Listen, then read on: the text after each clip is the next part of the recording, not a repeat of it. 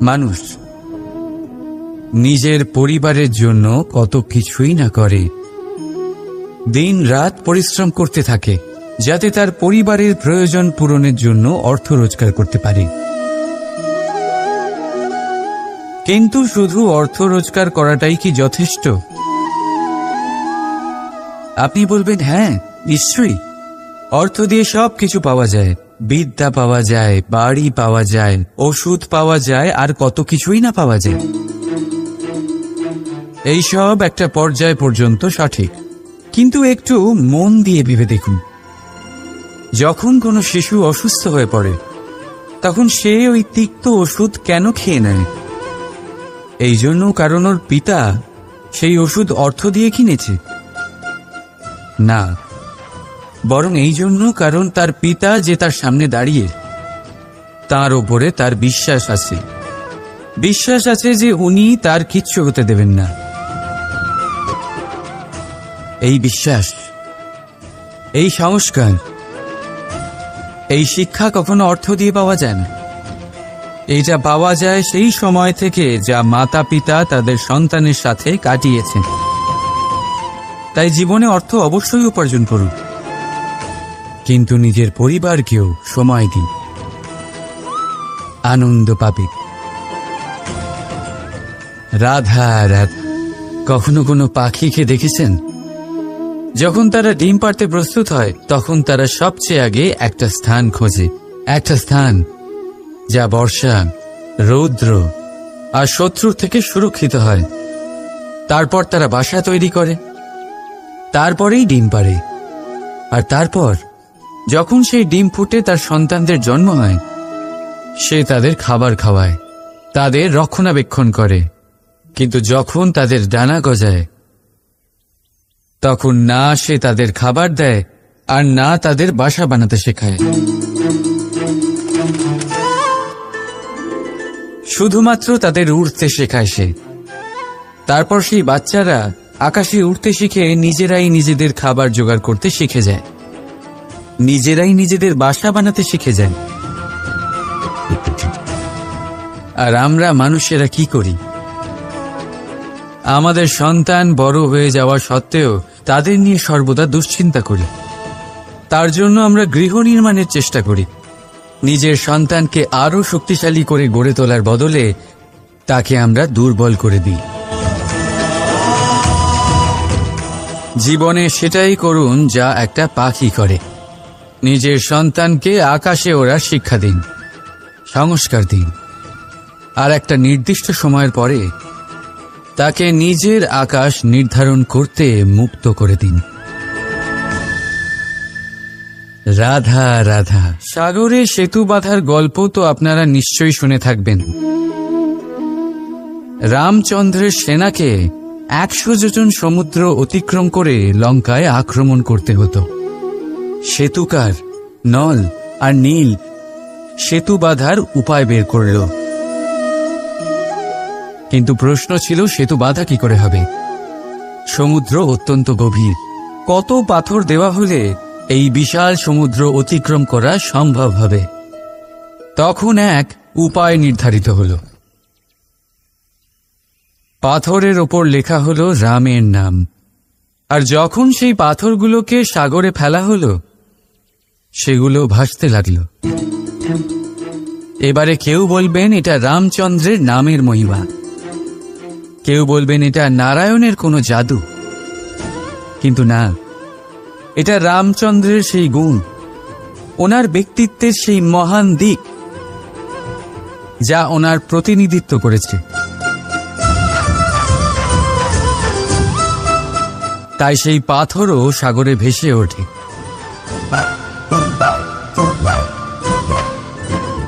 ঠিক সেইভাবেই যেখানে আমরা থাকি না সেখানে আমাদের গুণ আমাদের প্রতিনিধিত্ব করে।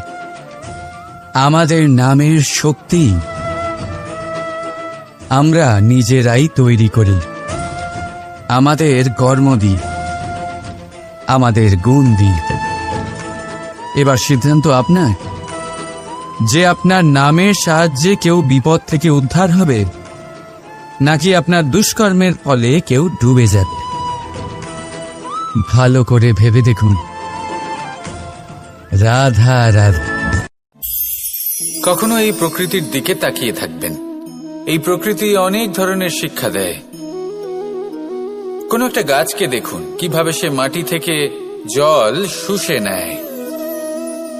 সে ঝড় হোক বা হোক কড়া রোদ সব সহ্য করে এবং অবশেষে সে ফল ধারণ করে। আর সেই ফল উৎপন্ন করার পরে সে ফল কিন্তু সে নিজে গ্রহণ করে না, এই সংসারকে প্রদান করে, যাতে পশু পাখি মানুষ তারা এই ফল গ্রহণ করে শক্তিশালী হয়ে উঠতে পারে, সুস্থ থাকতে পারে। সেভাবেই নদী, সরোবর এরা নিজেরাও কিন্তু নিজেদের জল গ্রহণ করে না, মাটিকে প্রদান করে, পশু পাখিকে প্রদান করে। সূর্য নিজেও নিজের জন্য প্রজ্বলিত হয় না, সে প্রকাশ ছড়িয়ে দিতে চায় আমাদের সবার কাছে, সে আলো পৌঁছে দিতে চায়। এই প্রত্যেকের কর্মে পরমার্থ নিহিত আছে, আর সেই জন্যই এদের সকলকে পুজো করা হয়। তাই মনে রাখবেন,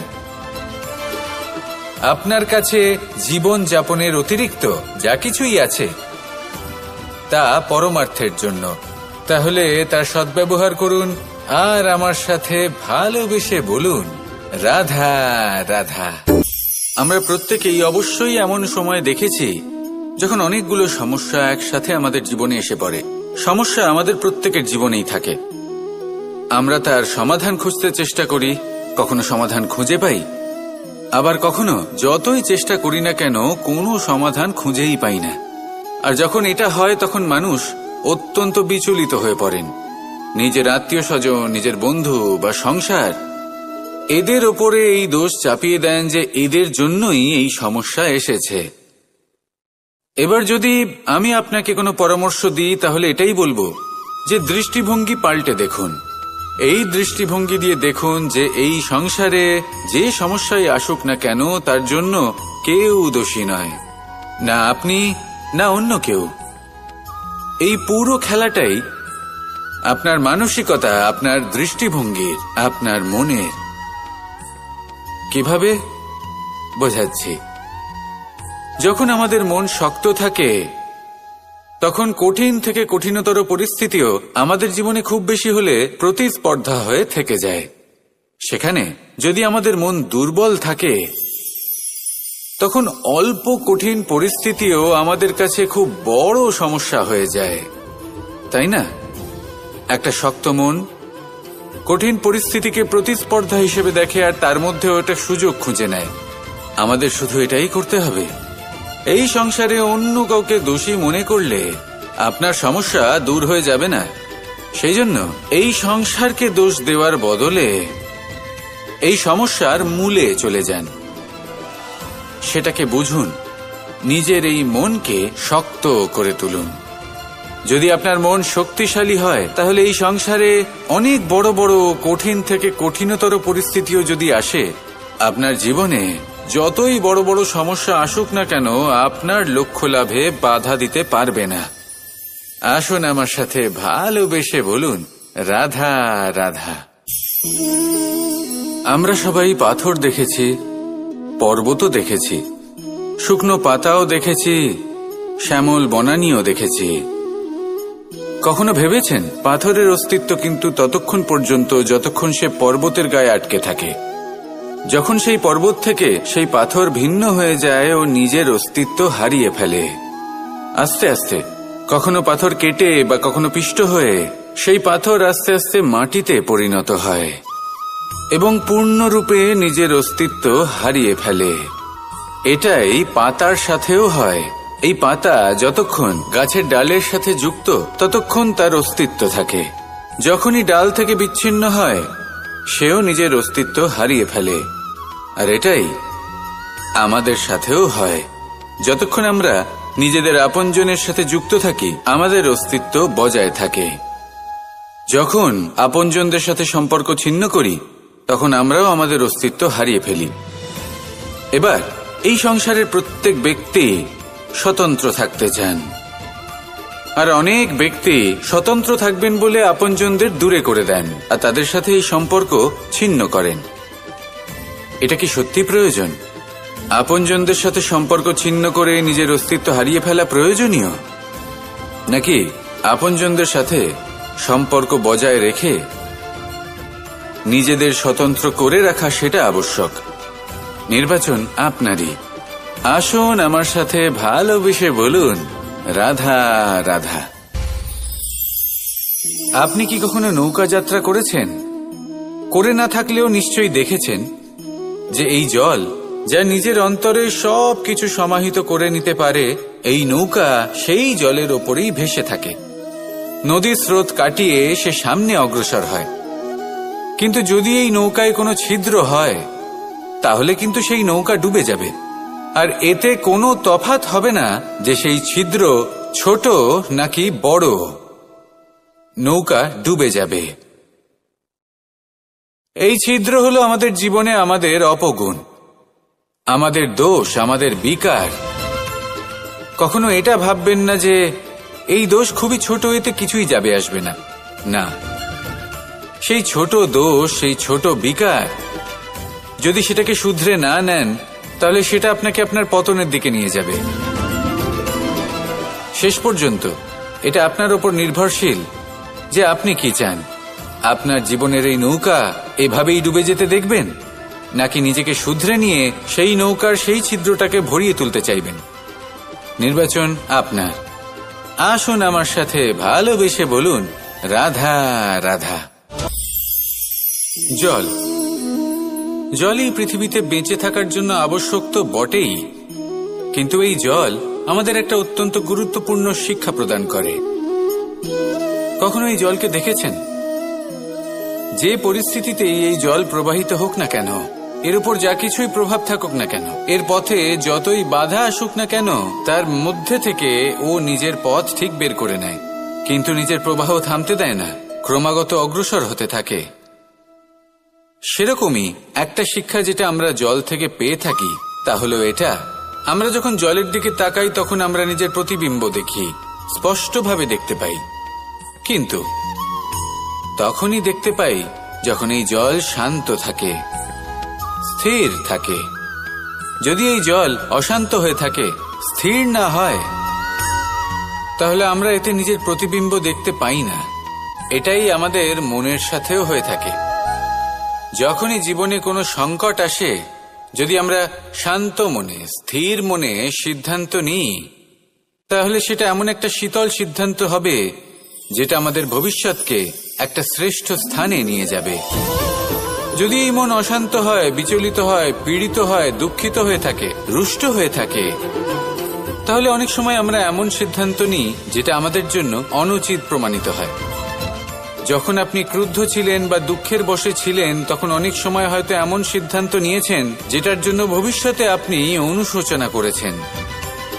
এবার দেখুন, এই আবেগগুলো থেকে আমরা পালাতে পারবো না, কিন্তু এই আবেগগুলো আপনার উপর কতটা প্রভাব ফেলবে সেটা আমরা অবশ্যই ঠিক করতে পারি।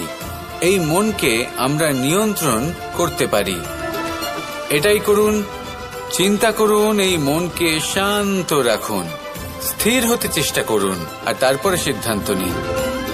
আসুন আমার সাথে ভালোবেসে বলুন, রাধা রাধা। এই সংসারে ভৌতিক বস্তুরও নিয়তি আছে। যারাই এই সংসারে আসে বা উৎপন্ন হয়, তারা কিছুমাত্র সময় পর্যন্তই এখানে থাকতে পারে, আর তারপরে সেও লুপ্ত হয়ে যায়, অর্থাৎ সে নিজেও এই পঞ্চমহাভূতে সমাহিত হয়ে যায়। আমাদের সাথেও ঠিক এটাই হয়। সেই জন্যই ঈশ্বর দ্বারা প্রদত্ত এই উপহারের বিষয়ে ভাবুন, এই জীবনের বিষয়ে ভাবুন। ঠিক যেমন বিশ্বাস ভঙ্গ হলে কোনো ব্যক্তি আমাদের কাছে অপরিচিত হয়ে যান, ঠিক সেরকমই শেষ নিঃশ্বাস ত্যাগের পর এই শরীরও আমাদের কাছে পরই হয়ে যায়। তাই এই শরীর থাকাকালীন শ্রেষ্ঠভাবে একে সদ্ব্যবহার করুন, এই জীবনে শ্রেষ্ঠ কর্ম করুন, আর এই জীবনকে শ্রেষ্ঠভাবে যাপন করার জন্য কিছু কথা বোঝা প্রয়োজনীয়। যদি আপনি কারোর প্রশংসা করেন তাহলে পূর্ণ হৃদয় দিয়ে করুন, যদি আপনি হস্তক্ষেপ করে থাকেন তাহলে মস্তিষ্ক দ্বারা করুন। যদি আপনি সমীক্ষা করেন তাহলে বিবেক দ্বারা করুন। যদি আপনি ধন অর্জন করতে চান তাহলে নীতি অনুসারে চলুন। যদি জীবনযাপন করতে চান তাহলে রীতি মেনে করুন। আর যদি ঈশ্বরের ভজন করতে চান তাহলে ভক্তিভাব নিয়ে করুন। শুধু এই কথা মনে রাখবেন যে আপনার এই জীবন কিন্তু অনিশ্চিত কাল পর্যন্তই আছে। কতক্ষণ আছে সেটা কেউ জানে না। তাই কিছু মুহূর্ত যেটা যাপন করতে আমরা এখানে এসেছি, সেখানে ক্রোধ, অহংকার, ঈর্ষা, এইসব আবেগের কি গুরুত্ব বলুন তো? এগুলো ত্যাগ করুন। মানুষকে ক্ষমা করতে শিখুন। আস্তে আস্তে বিশ্বাস করতে শিখুন। এই সংসারে নিঃস্বার্থভাবে প্রেম করতে শিখুন আর সবার মধ্যে আনন্দ বিতরণ করুন। তাই এই সব গুণ যদি আপনি আত্মসাৎ করতে পারেন তাহলে আপনার জীবনে শুধু আনন্দ এবং আনন্দই বিরাজমান হবে। আসুন আমার সাথে ভালোবেসে বলুন, রাধা রাধা রাধা রাধা রাধা রাধা। ধর্মরথের 4টি অশ্ব চালানোর জন্য যিনি সারথি হবেন তার যে 4টি গুণ থাকা প্রয়োজন, সেই সমস্ত গুণ অর্জুনের মধ্যে উপস্থিত রয়েছে। কর্মের শক্তি রয়েছে, ধর্মের প্রতি আসক্তি রয়েছে, জ্ঞানের অভিব্যক্তি রয়েছে এবং সমর্পণের ভক্তি রয়েছে। নিশ্চিত রূপে ধর্মরথে সারথি হবার জন্য অর্জুনই সব থেকে যোগ্য। আর ও শুধুমাত্র দ্রৌপদীর স্বামীই হবে না, ইতিহাসে কুরুবংশের রাজকুমার বা ইন্দ্রপুত্রের নামেই শুধু পরিচিত হবে না, বরং অর্জুনই স্বয়ং ইতিহাস রচনা করবে।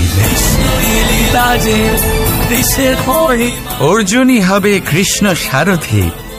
যত্র যোগেশ্বর কৃষ্ণ তত্র পার্থ ধনুর্ধর। তাহলে আসুন আর আমার সাথে ভালোবেসে বলুন, রাধা রাধা।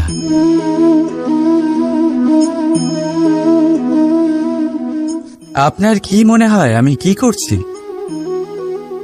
আপনি বলবেন আমি প্রদীপ জ্বালাচ্ছি। সঠিক, কিন্তু প্রশ্ন হচ্ছে যে আমি কি আপনাকে বলেছি যে একে প্রদীপ বলা হয়? না। এই প্রদীপ কি নিজেই নিজের পরিচয় আপনাকে দিয়েছে? না। তাহলে আপনি কি করে জানলেন যে একে প্রদীপ বলা হয়? উত্তর হচ্ছে প্রকাশ, যে স্বয়ং জ্বলে অন্ধকারের মধ্যে সংসারকে পথ দেখায়, সেটাই প্রদীপ। যা নিরাশার মাঝে আশার আলো প্রদর্শন করে, সেটাই প্রদীপ। অপর দিকে আছে সাপ, যাকে না দেখেও তার ফনার আওয়াজ শুনেই লোকে ভয় পেয়ে যায়। তার মানে ব্যক্তির পরিচয় তার কর্মের দ্বারা পাওয়া যায়। তাই আপনার এটা বলার প্রয়োজন নেই যে আপনার পরিচয় কি। এটা আপনার কর্মই নিশ্চিত করবে যে লোকে আপনাকে প্রদীপ ভেবে ভালোবাসবে নাকি সাপ ভেবে ভীত হয়ে থাকবে। রাধা রাধা। সময় কত বিচিত্র হয়। সময় আমাদের পক্ষে থাকলে আমরা নিজেদের রাজা মনে করে নিই, আর সেই সময় যদি বিপক্ষে চলে যায় তাহলে নিঃস্ব হতে সময় লাগে না। তাই মানুষের একটা অভ্যেস আছে, খারাপ সময়ের জন্য কিছু সঞ্চয় করা। আত্মীয়, বন্ধু খারাপ সময় পাশ থেকে সরে যায়। যশ, মান প্রতিকূল সময় চিরস্থায়ী হয় না। তাই মানুষ মনে করে অর্থ সঞ্চয় করাই শ্রেয়। অর্থের কোনো হৃদয় নেই যা সময়ের সাথে পরিবর্তিত হবে। সংসার বলে সর্বদা অর্থ সঞ্চয় করতে থাকুন। খারাপ সময় অবশ্যই কাজে লাগবে, কিন্তু আমি বলবো শুভ কর্ম করতে থাকুন, আনন্দে থাকুন, নিজের ওপর আর ঈশ্বরের ওপরে বিশ্বাস রাখুন। খারাপ সময় কখনো আসবেই না। রাধা রাধা। প্রকৃতি মানুষকে এক বিশেষ শক্তি দিয়েছে, অন্য জীবের থেকে বেশি শক্তি দিয়েছে, স্মরণ শক্তি। এই শক্তি মানুষকে অন্য জীবের থেকে ভিন্ন করে, ইতিহাস রচনা করার প্রেরণা দেয়, জ্ঞানকে বংশানুক্রমে এগিয়েও নিয়ে যায়। আর যারা ভুলে যান, অধিকাংশ সময় তারা উপহাস আর দয়ার পাত্র হয়ে যান। কিন্তু এটাই কি প্রকৃতরূপে সত্য? না। এই স্মরণ শক্তি মানুষের বিকাশের সব থেকে বড় বাধা হয়ে দাঁড়ায়। তার মনকে দূষিত করে দেয়। খারাপ অভিজ্ঞতা, কারোর করা বিশ্বাসঘাতকতা, কারোর কটাক্ষ বেশিরভাগ মানুষই ভুলতে পারেন না। আর তারপর প্রতিশোধ নিতে উদ্যত হন। প্রথমে সময় নষ্ট করেন প্রতিশোধের প্রস্তুতিতে, আর তারপর সময় নষ্ট করেন প্রতিশোধ নেওয়ার সুযোগ খুঁজতে। যদি সন্তুষ্টি পেতে চান, যদি জীবনে আনন্দ পেতে চান, তাহলে স্মরণ শক্তির সদ্ব্যবহার করুন। নিজের স্মরণ শক্তিকে চালনা করুন শুধুমাত্র ভালো কথা আর ভালো স্মৃতির দিকে। জীবনে আনন্দ পাবে। রাধা রাধা। সংসারে সব থেকে বেশি কঠিন কাজ কোনটা? কেউ বলবেন যুদ্ধ করা, কেউ বলবেন ধন অর্জন করা, আবার কেউ বলবেন জ্ঞান অর্জন করা সব থেকে বেশি কঠিন। এবার প্রত্যেক ব্যক্তির নিজস্ব অভিজ্ঞতা আছে, আর সেই অনুসারে তার নিজস্ব একটা উত্তর আছে। সাধারণভাবে দেখতে গেলে এই সংসারে সব থেকে কঠিন হলো তপস্যা করা, অর্থাৎ সব কিছু ত্যাগ করে তপস্যায় নিজেকে বিলীন করে দেওয়া। এবার এর থেকে বেশি কঠিন এই সংসারে আর কি বা হতে পারে? এই সংসারে, এই সমাজে, নিজের পরিবারের মধ্যে থেকেও ধৈর্য ধরে সামনে অগ্রসর হওয়া, এটা হলো সব থেকে কঠিন কাজ। কারণ যখন আপনি তপস্যা করেন, তখন সেখানে আপনার ধৈর্য ভাঙার মতো কেউ থাকেন না, না কোনো বন্ধু, না কোনো আত্মীয়, না কোনো শত্রু, কেউ না। কিন্তু যখন আপনি এই সমাজে, এই পরিবারে থাকেন, কোনো না কোনো ব্যক্তি এসে আপনার ধৈর্যের বাঁধ ভেঙে দেওয়ার ক্ষমতা রাখেন। তারা আপনার ধৈর্যের বাঁধ ভেঙে দেয়, আর কখনো কখনো তারা অনিচ্ছাকৃতভাবেই সেটা করে থাকেন। কারণ তাদের মানসিকতা আপনার থেকে আলাদা, তাদের কর্ম আপনার থেকে আলাদা, তাদের দৃষ্টিভঙ্গি আপনার থেকে আলাদা, জীবন যাপন আপনার থেকে আলাদা। সেক্ষেত্রে আপনি ধৈর্যচ্যুত হন, প্রসন্নতা আপনার থেকে ছিনিয়ে নেওয়া হয়। সেই জন্য এই সংসারে, এই পরিবারের থেকেও ধৈর্য ধরে সামনে অগ্রসর হওয়া কোনো পর্বতের শিখরে গিয়ে তপস্যা করার থেকেও অনেক বেশি কঠিন। আর যে ব্যক্তি এই সমাজেই, এই পরিবারে, সেই সকল মানুষের মধ্যে থেকে গিয়েও ধৈর্য ধরে অগ্রসর হতে থাকেন, যারা এই কাজটা শিখে নিতে পারেন, তারাই কিন্তু জীবনে আনন্দ লাভ করতে পারেন। এই ধৈর্যই শেষে আপনার জীবনে প্রসন্নতা বহন করে আনবে। তাই ধৈর্য ধরে জীবনের পথে অগ্রসর হন, আর আমার সাথে ভালোবেসে বলুন রাধা রাধা। এই জীবনে তিনটি গুরুত্বপূর্ণ শব্দ আছে, যা বোঝা আমাদের কাছে খুব গুরুত্বপূর্ণ, এবং এই তিনটি শব্দের নিজস্ব অর্থ আছে। প্রথম হলো সঙ্গবদ্ধতা, অর্থাৎ একসাথে মিলে কাজ করতে হবে, একসাথে মিলে পরিশ্রম করতে হবে, সামনে এগোতে হবে। এরকম করতে পারলে আপনার শক্তি বৃদ্ধি পাবে, আপনার ক্ষমতা বৃদ্ধি পাবে, আপনি এগোতে পারবেন এবং অনেক দূরে যেতে পারবেন। দ্বিতীয় হলো আত্মবিশ্বাস। হেরে যাওয়া বস্তুও আবার জিতে নিতে পারবেন। যদি আপনার নিজের আত্মবিশ্বাস থাকে, তাহলে আপনি কখনো পরাজিত হবেন না। এবং তৃতীয় হলো অহংকার। জয়লাভ করার পরেও কিন্তু এটা আপনাকে পরাজিত করতে পারে। সেই জন্য জীবনে সঙ্গবদ্ধ হন, আত্মবিশ্বাস রাখুন, কিন্তু কখনোই অহংকার করবেন না। এই অহংকার আপনার থেকে সব কিছু কেড়ে নিতে পারে। এই অহংকারের জন্যই মথুরাপতি কংস নিজের পতনের দিকে অগ্রসর হয়েছিলেন। এই অহংকারকে ত্যাগ করুন আর আমার সাথে ভালোবেসে বলুন, রাধা রাধা।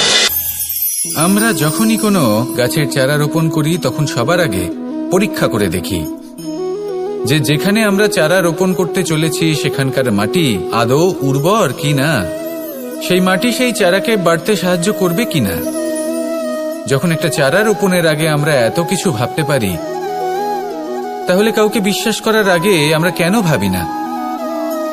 জীবনে কখনো এই বিশ্বাসরূপী চারা কোথাও রোপণ করার আগে বোঝার চেষ্টা করুন যে যার উপর আপনি বিশ্বাস করতে চলেছেন সে কি আদৌ আপনার বিশ্বাসের যোগ্য কি না। ভেবে দেখুন সেই ব্যক্তি ভবিষ্যতে গিয়ে আপনার বিশ্বাস ভাঙতে পারে কিনা। এটাও ভেবে দেখুন যে যাকে আপনি বিশ্বাস করতে চলেছেন তাকে আপনি বিশ্বাস করলে নিজের জীবনের উদ্দেশ্যে আপনি অগ্রসর হতে পারবেন কিনা। আর তার জন্য প্রয়োজন সঠিক সিদ্ধান্ত, পরখ করা, কোনটা উচিত কোনটা অনুচিত সেটা বোঝা। আর তাতে কিন্তু আপনি সন্দেহবাতিক হবেন না, তাতে আপনি আরো নিপুণ হয়ে উঠবেন। তাই যদি আপনি নিপুণ হয়ে উঠতে চান তাহলে বোঝার চেষ্টা করুন, পরখ করে দেখুন, কোনটা উচিত কোনটা অনুচিত বুঝুন। আর বিশ্বাস তখনই করুন যখন আপনি 100% নিশ্চিত হবেন যে সে বিশ্বাসের যোগ্য। আসুন আমার সাথে ভালোবেসে বলুন, রাধা রাধা। রাধা কখনো কখনো আমার জন্য বড়ই সুগন্ধি আতর নিয়ে আসে, পারিজাত ফুলের মালা নিয়ে আসে আমার প্রসাধন করবে বলে, এবং আমার সব থেকে বেশি প্রিয় মাখন নিজে হাতে বানিয়ে আনে আমাকে নিজে হাতে খাইয়ে দেবে বলে, সবকিছু আমাকে প্রসন্ন করবে বলে। কিন্তু আপনি কখনো ভেবেছেন যে এই আতর কিভাবে বানানো হয়? সহস্র ফুলের পাপড়ি একসাথে পিষে নিতে হয়, তারপরে তার থেকে যে রস নিঃসৃত হয় সেই রস দ্বারাই আতর তৈরি হয়। অনেক সংখ্যক ফুলকে অসীম যন্ত্রণা ভোগ করতে হয়, তবে তারা আমার প্রসাধন সামগ্রী হয়ে উঠতে পারে। দুধ থেকে মাখন তৈরি করার জন্য কতটা পরিমাণ মন্থন সহ্য করতে হয় সেটা আপনি জানেন। ঠিক সেই রকমই হলো আমাদের জীবনও। বিপদও আসে, কঠিন পরিস্থিতিও আসে, এর সম্মুখীন হতে শিখুন। মনে রাখবেন আপনি হলেন সেই দুধ যাকে মন্থন সহ্য করতে হবে মাখন হয়ে ওঠার জন্য। মনে রাখবেন আপনি হলেন সেই ফুলের মতন যাদের পিষ্ট হতে হবে সুগন্ধি আতর হয়ে ওঠার জন্য, যাকে এই সংসার পছন্দ করে। কখনো কখনো জীবনে আপনার সাথে খারাপ শুধুমাত্র এই কারণে ঘটে যাতে আপনার শ্রেষ্ঠ রূপ এই সংসারের সামনে আসতে পারে। শুধুমাত্র কঠিন পরিস্থিতি এবং বিপদকে একটা সুযোগ হিসেবে দেখার চেষ্টা করুন। আপনার জন্য এই সংসার বদলে যাবে, সংসারকে দেখার দৃষ্টিভঙ্গি পাল্টে যাবে, আপনার ভাগ্য পাল্টে যাবে, আর এই মন প্রসন্ন হয়ে বলবে, রাধা রাধা। পাশা নামক এই খেলাটি আপনারা নিশ্চয়ই খেলেছেন, না খেলে থাকলে দেখেছেন, আর যদি দেখেও না থাকেন তাহলে নিশ্চিত রূপে শুনেছেন। মহাভারতের এই মহাযুদ্ধ কোথাও না কোথাও এই পাশা নামক খেলার কারণে হয়েছিল। পাশার এই বিচিত্র খেলা, দান, এইসবের কারণে কেউ নিজের মাথায় রাজ মুকুট পরিধান করেছিলেন, আবার সেখানেই পরাজিত হওয়ার জন্য কাউকে বনবাসও ভোগ করতে হয়েছিল। কিন্তু এই খেলা সমাপ্ত হওয়ার পরে সমস্ত ঘুঁটি আর এই পাশার ছক একই পুটলিতে স্থান পেল। এটাই হলো আমাদের জীবন। এই সংসারে আমরা জয় পরাজয়ের বিষয়ে এতটাই ভাবি, এত চিন্তা করি যে এই জীবনের খেলার আনন্দটাই উপভোগ করতে পারি না। আর অবশেষে কি হয়? কেউ জয়ী হন, কেউ পরাজিত হন, কিন্তু দুজনেই একই স্থানে পৌঁছে যান। প্রত্যেক ব্যক্তি মৃত্যুর পরে একটি নির্দিষ্ট স্থানেই পৌঁছতে বাধ্য, কিন্তু ততক্ষণ এই জীবন, এই খেলা, তার আনন্দ উপভোগ করুন। এই সংসারে সেই ব্যক্তি শ্রেষ্ঠ স্থানে পৌঁছতে পেরেছেন যিনি এই সংসারকে প্রকাশ প্রদান করেছেন, যিনি কখনো জয় পরাজয় এ বিষয়ে ভাবেননি, শুধু এই জীবনের খেলার আনন্দ উপভোগ করেছেন। এটাই আপনিও করুন আর আমার সাথে ভালোবেসে বলুন, রাধা রাধা। প্রত্যেক মানুষ নিজের জীবনে দুঃখ অনুভব করেন। প্রত্যেকের দুঃখ আলাদা হতে পারে। কারোর মনে এই দুঃখ থাকে যে সে তার বাবা মায়ের সব ইচ্ছে পূরণ করতে পারেননি। কেউ এটা ভেবে দুঃখ পান যে সে চিরকাল সদাচার করেছেন, সৎকর্ম করেছেন, কিন্তু তাও তাকে দুরাচারী বলে মনে করা হয়। কেউ এটা ভেবেও দুঃখ পান যে তার সামনে যে ব্যক্তি রয়েছেন তার চোখে তিনি শত্রু হয়ে উঠেছেন বা দুষ্ট হয়ে উঠেছেন, যেখানে তিনি হয়তো কোনো অনুচিত কাজই করেননি। এবার এই সমস্ত বিষয় নিয়ে ভেবে নিজের ব্যক্তিত্ব নিয়ে সন্দেহ প্রকাশ করবেন না। যদি নিজের ব্যক্তিত্ব নিয়ে কোনো সন্দেহ থেকে থাকে, তাহলে কর্ম সংক্রান্ত প্রশ্ন করুন যে আপনি যা করেছেন তাতে কি উচিত ছিল, কি অনুচিত ছিল। যেটা প্রয়োজন সেটা এটা বোঝার যে আপনার অন্তর্মন, আপনার বিবেক আপনাকে কি বলছে, আর আপনার অন্তর্মন আর আপনার বিবেক আপনাকে যেটা করতে বলবে শুধু সেটাই করুন। আর তারপরে এই সংসার কি বলবে, কি ভাববে সেসব নিয়ে ভাবতে যাবেন না। কারণ এই সংসার তো ঈশ্বরকেও প্রশ্ন করে থাকে, ঈশ্বরকেও দোষী মনে করে। কখনো কখনো যখন কোনো ঘটনা মানুষের ইচ্ছা অনুযায়ী ঘটে না, তখন মানুষ এটা বলে যে হে ঈশ্বর, আপনি আমার পাশে থাকলেন না, আপনি বড়ই কঠোর, এটা আপনার দোষ। যেখানে বেশিরভাগ সময় হয়তো সে নিজেই নিজের কর্মফল ভোগ করছে। আর কখনো কখনো ঈশ্বর হয়তো তার জন্য আরো ভালো কোনো পরিকল্পনা করে রেখেছেন, কিন্তু মানুষ সেটা বুঝতে পারে না। তাই দিনের শেষে যেটা প্রয়োজন সেটা হলো নিজের মনের কথা বুঝতে হবে। আপনার বিবেক কি বলছে শুধু সেটাই করুন, আর সামনে এগোতে থাকুন। আমার সাথে ভালোবেসে বলুন, রাধা রাধা। পরিবর্তন, এটা হলো সৃষ্টির অমূল্য নিয়ম। এই সংসারে সবকিছু সময়ান্তরে পরিবর্তিত হয়, এই সময়ও পরিবর্তিত হয়। পরিবর্তন চিরকাল হয়ে এসেছে আর চিরকাল হতে থাকবে। কিন্তু এবার আমরা সেই পরিবর্তন কিভাবে লাভ করব, যেটা আমাদের প্রয়োজন, যেটা আমরা চাই। আমরা জীবনে বিকাশ চাই। এই বিকাশ কিভাবে লাভ করতে পারি? এই প্রকৃতি কিন্তু আমাদের অত্যন্ত উত্তম উদাহরণ দিয়ে বুঝিয়েছে। একটি বিন্দুর উদাহরণ দিয়েছে যা ভবিষ্যতে একটা বিশাল নদীর আকার ধারণ করে। এটা কিভাবে হয়? মেঘ থেকে একটি বিন্দু ঝরে পড়ে সেই পর্বতের ওপর যেখানে হিম আছে।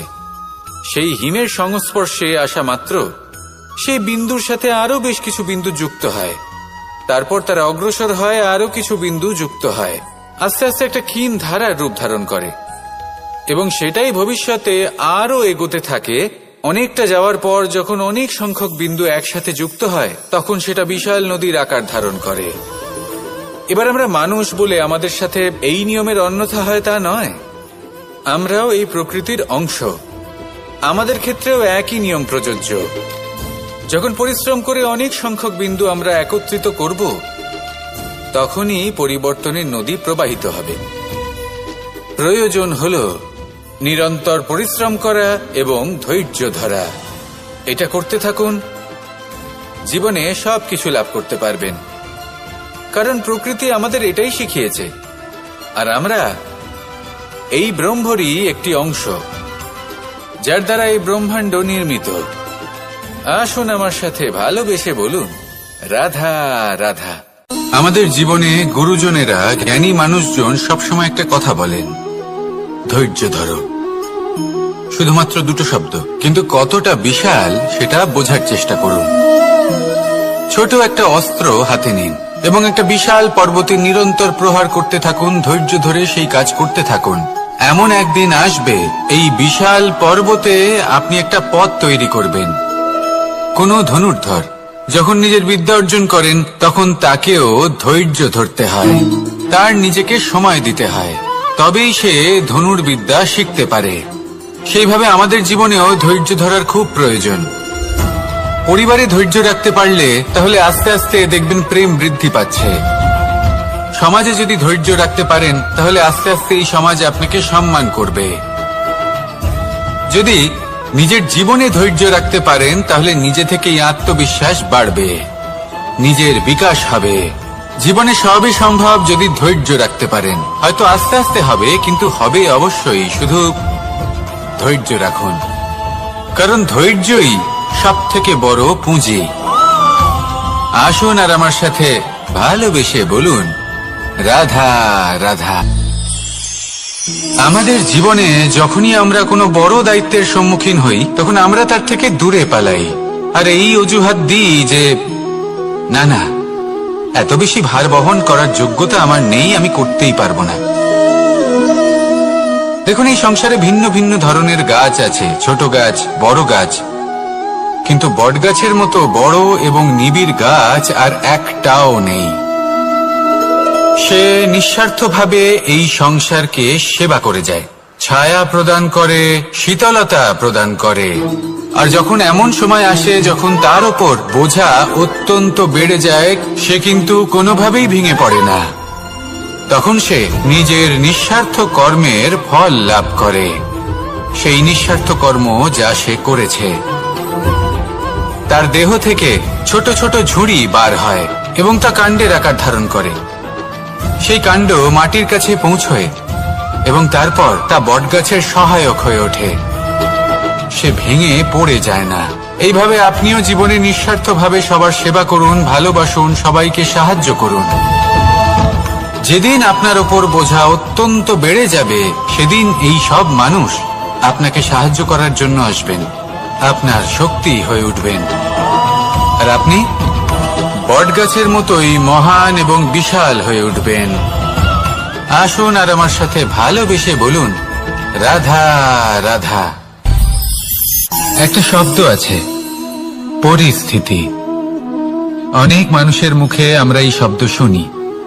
জীবনে যখন অসফল হই, দুঃখ আসে, সংকট আসে, কোনো বিপদ ঘনিয়ে আসে, তখন সমস্ত দোষ আমরা পরিস্থিতির ওপর চাপিয়ে দিই, আর দেখতে গেলে কোথাও না কোথাও ঠিকই করি।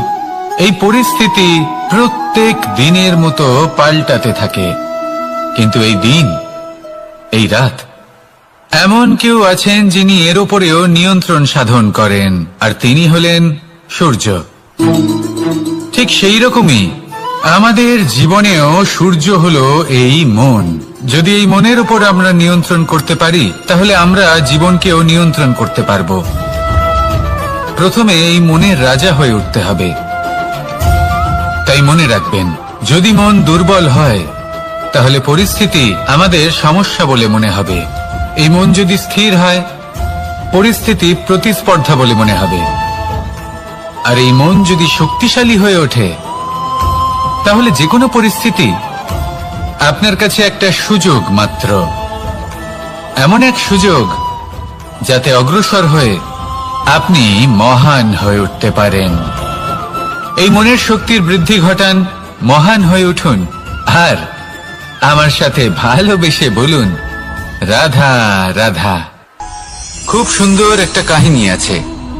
একবার এক ব্যক্তি নিজের অসফলতার জন্য ত্রস্ত হয়ে সময় দেবতার তপস্যা করতে বসলেন। উনি তপস্যা করলেন এবং সময় দেবতা প্রসন্ন হলেন, মানুষের রূপ ধারণ করে ওনার সামনে প্রকট হলেন।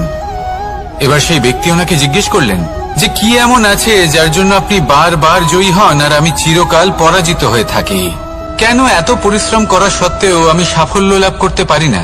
তখন সময় দেবতা উত্তর দিলেন যে দিন হোক বা রাত, ঝড় হোক বা ভূমিকম্প, রোদ হোক বা বৃষ্টি হোক, সময়ের সূত্রপাত হোক বা প্রলয়, আমি থামি না, আমি চলতেই থাকি। আর সেই জন্য যিনি থেমে যান তিনি পরাজিত হন আর আমি জয়ী হই।